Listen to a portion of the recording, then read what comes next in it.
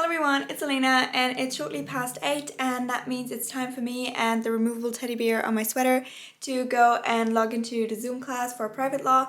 I have that every Thursday morning and this is actually the last class before the exam. So yeah, let's do it.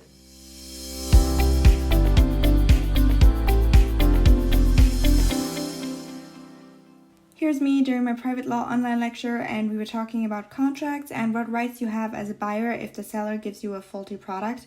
And the statute actually provides a few different options. And whenever we talk about the statute, I get out my statute book, which you can see here, and I do annotate it a little bit just to, make sure that I know the meaning of different things and which paragraphs need to be read together. And I finished my class, so basically I just took my notes in a blank document on Pages, and that's what they end up looking like then. Normally I do then go over this and add little headings here and there, but the professor said that this will not be exam relevant, so I will probably just focus on the more exam relevant content first. If later after the exam I want to make these pretty, I will, but my exam is my priority because that's happening next week. However, it is an open book exam, which is very, very lovely. And that's also why I annotate my statute book a lot, because we're allowed to use any notes that we have and we are allowed to obviously annotate our statute book and put notes into that. Normally, you're not allowed to annotate it that heavily. There are rules regarding what you're allowed to put in there and what you're not allowed to put in there. But for this exam, that's irrelevant. That's why I'm annotating my statute book however I want, adding post-its and stuff.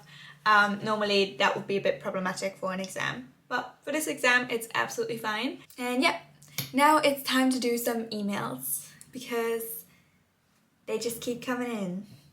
I don't know, I feel like this is like one of the most defining things about being a university student. Emails. All the time. They just don't stop. Yeah. It's a thing because you're put on all these lists, for undergrads, and everybody has something to promote to all the undergrads. Like, every student society wants you to join them and stuff. But you have to go for all of that because every once in a while there's an important one from one of your teachers in between. So you can't just skip them all. So yeah, let's do some emails. One thing that I find helpful with emails is to either put them in folders or use the differently colored flags in order to categorize them so that you know what the email is about and whether you need to deal with it right now or whether you can put it off. Remember how I said there could be important things in your email inbox? Yes, that has once again been proven to be true because there was this weird email where it was like, oh, you have mail in like your mailbox. And I was like, what do you mean? So I'm a scholar at a foundation and they have this online platform where apparently you have a mailbox where they can drop you a digital document, like a letter. I don't know why they didn't just send it to me via email, but I don't care. I found the document and it is very good news. So you might remember that I filmed a reaction to my exam grades from Cambridge during my second year. 129 out of 200. That's quite low. Again. Yeah, that was a moment. So I was worried that was not going to be good enough for the renewal of my scholarship. So basically with the scholarship, which is a scholarship from the Studienstiftung, after a certain amount of time of your studies, you have to apply for the continuation of funding. And they will look at your grades and everything, and based on that, they will decide whether or not they will continue to, give you money. And I was worried it wasn't good enough, but I just got a letter from them and it was good enough! Yes! And the cool thing is, this is, a yes to renewing my scholarship, but it's also a yes for a scholarship for graduate studies. I don't know what that was, but oh my god, yes. I'm just very, very happy. I don't know why I make these sounds. I sound like a little hamster or something. Do hamsters sound like that? I think so. Anyways, I think I should make myself some muffins now. I feel like I deserve them. 12 seconds later. Oh, you thought you know all the tricks of a lazy person in the kitchen because you watched one episode of Cooking with Elena? Honey, you haven't seen Baking with Elena. Welcome to the new baking show where we put in the least amount of effort to get cake, muffins, or whatever else our heart desires. In this case, blueberry muffins. So basically pretty much everything in here is pretty much already there. Like you just need to mix it together and then, add like 2 eggs, a little bit of water and some oil, and you're good to go. So yeah, hopefully these are gonna taste good. This is my first time trying them. And yeah, let's go. By the way, if anyone's wondering why my curls look that weird, that's because I tried to straighten my hair, but it didn't really fully work, so that was the result. Rule 1 of baking with Elena is put your long hair in a ponytail, and then we can get started. Basically, I just had to add 2 eggs, a little bit of water, and some oil, and then you just mix all of that together until you get a, somewhat creamy dough. And of course, a very important step of baking is to also test whether the dough actually tastes good. Ladies and gentlemen, we have a little problem.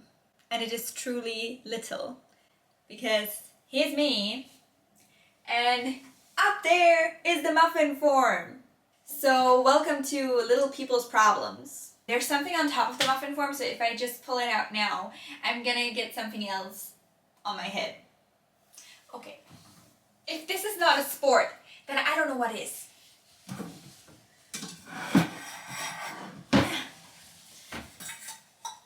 I am gonna tell my health app that I worked out today, because I just did. We have found the muffin form. Yippee-yah-yah. And then it was time to get out the muffin forms and put a little bit of dough in every single one of them. And the blueberry mixture for the muffins actually came with the packaging, and you just put a dot of that on top of the dough, and then you use a little fork to mix it with the dough just a little bit. And yeah, then it was time to heat up the oven and get the muffins to be inside. This is honestly always my favorite part of baking because it's the last time you see the product not ready, and the next time you look at it, it looks completely different. And yeah, of course, make sure if you're baking, set yourself a timer so that you don't forget to take your stuff out. And then it was time to wait. So the muffins are in the oven, so I just made myself some cup noodles so that I can eat these. Let's face it, my real big lunch will probably be muffins, and that's okay. And I thought while I wait for the muffins, I can also read a little bit in this book that I got, which is called The Firm. A lot of you guys actually recommended this book to me, and yeah, I just hope it's gonna be good. So that's the plan for now. I have since finished the book and can only recommend it. It's also linked in the description box below for you guys. It's an amazing legal thriller about a young lawyer who ends up with a firm which at first is super attractive, but actually ends up being more like the mafia. Oh my god. They look so good. Also, it smells so nice in here. And yeah, I think they're ready. I mean, they look pretty ready. Okay, so I'm just gonna leave these here to cool because they're currently super, super hot, and I'm just gonna go back to my book.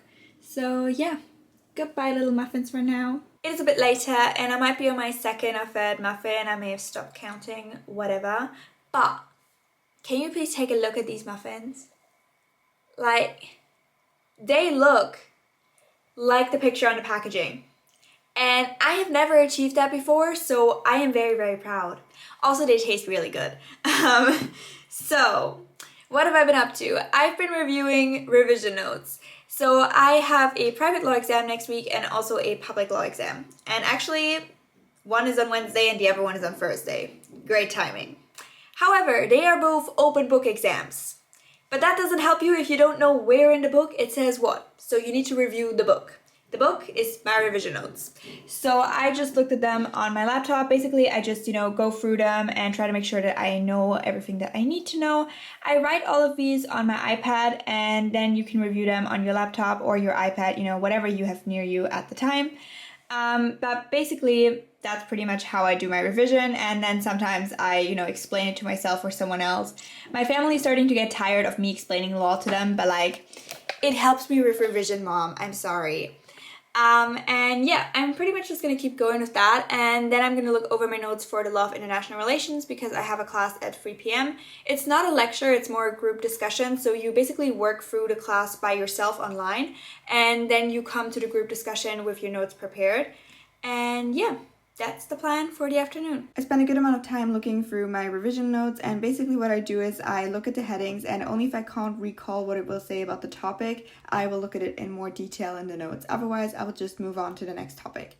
And then it was time for my Law of International Relations class, and we were talking about the jurisdiction of the International Court of Justice and reservations to treaties, and it was honestly a pretty cool class.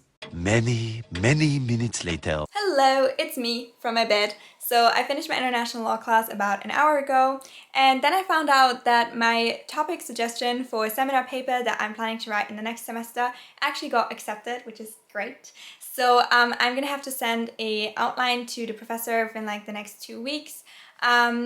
That's a bit bad timing, but it's gonna work out somehow. We're gonna make it happen.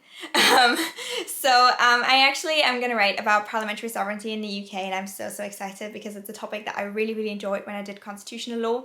And so I'm excited to write the seminar paper. And so yeah, I'm just gonna have to make it happen to, you know, get that outline done in like the next 2 weeks. It's gonna happen somehow. So yeah, once I found out about that, got excited, and then realized I have to, you know, do a lot of work over the next 2 weeks. I then realized I also have 2 exams in the next week. So I sat down here in my bed and opened up my revision notes, and I'm once again looking at public law. So I just have them out here on my iPad, and I'm looking at a case that we analyzed in class. We are gonna have to talk about a new case in the exams. So I'm just trying to see how we broke down the case in class, and, you know, seeing what steps I need to go through when I analyze a case so that I can then do it in the exam as well. And yeah, now it's 6 p.m., which means it's a good time for dinner. And so I just texted my mom's partner if he would be willing to take me to McDonald's, because I actually currently live alone, technically, because my mom is away. She's caring for my grandpa, who got very ill quite recently, and he has just gotten out of his care home, and he needs a lot more care than he did previously. And so it's very hard for my grandma to transition from, you know, how it was previously to now having to provide so much care for her partner. And so my mom said she's going to stay with her for a few weeks and help out in the beginning. And so that's why it's just me here. But my mom's partner lives right next door, so I'm not that alone, which is really good because, I mean, it's lockdown and it's nice to not be entirely alone.